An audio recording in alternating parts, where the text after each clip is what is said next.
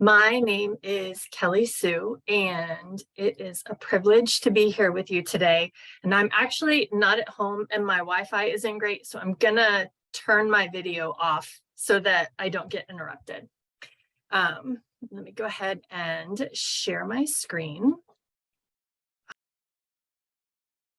How's that working? I can see it. Can you guys see it? Okay. Yeah, it's Mac, fine. thanks for the heads up or the thumbs up. So I thought that I would go over my inspiration and give you a little background about myself. And then I am super uncomfortable showing my work as examples of art or how good it is. And when I think back about talks and panels that I have attended, I always appreciate learning about the artist's process and how something becomes a thing, because my brain is not good at figuring those things out. And so I thought that I would go into the process that I used for one of my pieces. So let me back up and start from the beginning, which is, my name is Kelly Sue. I live in Richmond, but I grew up in West Virginia and then in the Tidewater area. I'm the runner-up and the only poet chosen for the 2023 Jeff Charlotte Memorial Award from the Iowa Review. I've also been published in Mameg Review, Mosaic, and Anti-Heroin Chic. Thanks, Cathy, for inviting me to speak.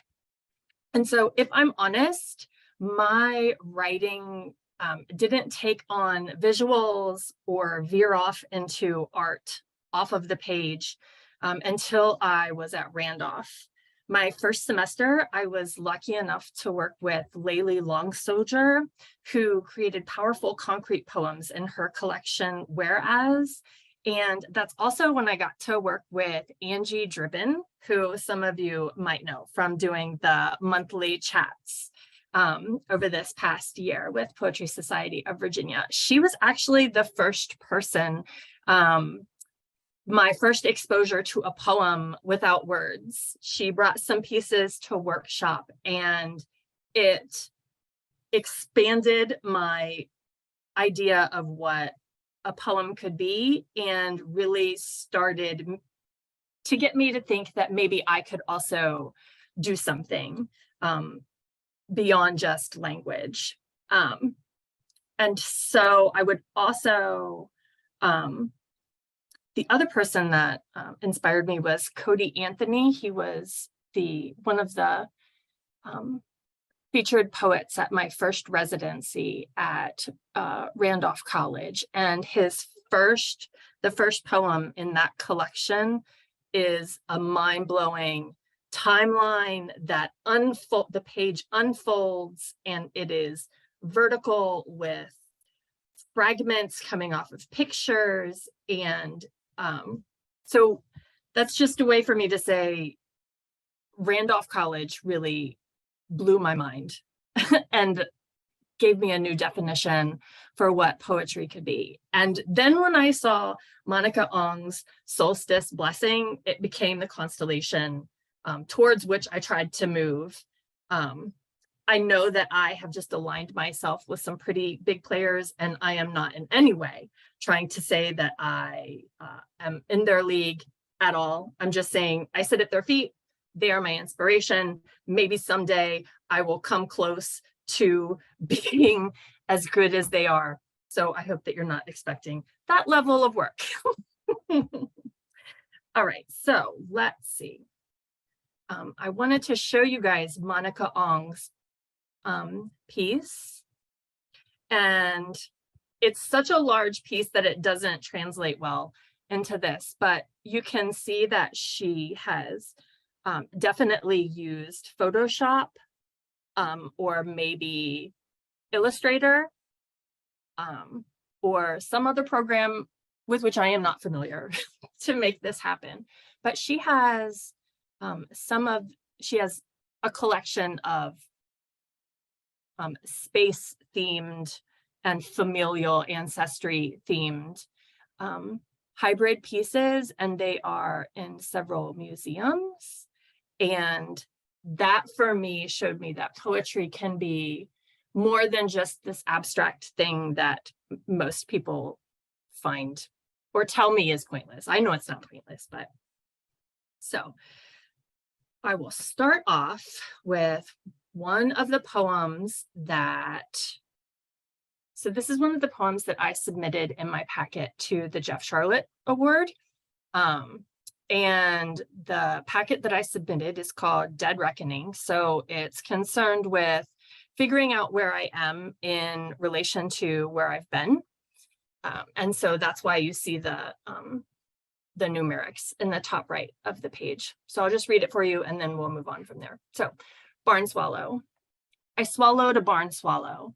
It laid eggs in my chest, its nest, my ribs, know where to go but fly laps around my limbic system, dead end in my throat, hollow above my clavicle, itself a bird across my chest. These things, all they do is circles, their incessant demands to fly. Winged things need more air than I can bear.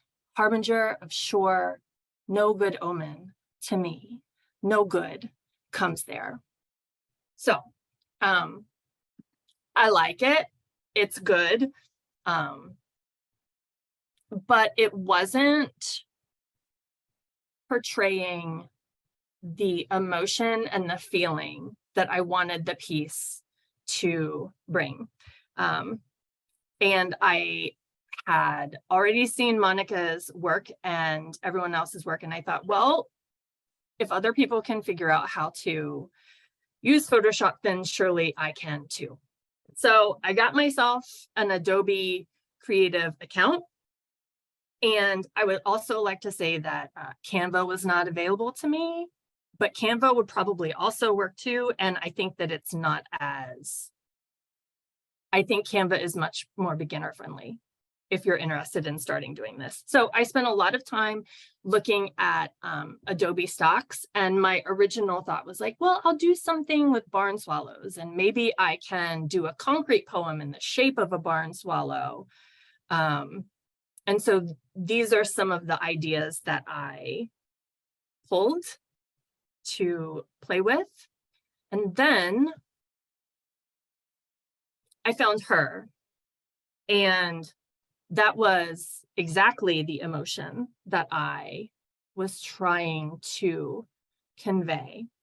And so the next thing I did was, you can see down here, I just added some of the barn swallows and duplicated them and put the nest down there, which I don't know if you can see through the bar. And then I put the words up here on the left-hand side of the page, and I like it. It's good. It's getting somewhere. I like the line breaks. I think that it brings more than when it was just words across the page. But there's all this space on her neck and throat. And so my next move was this, to put it there. And I think that having the words there implies or shows how words can get stuck and you don't even have the language for what the words are.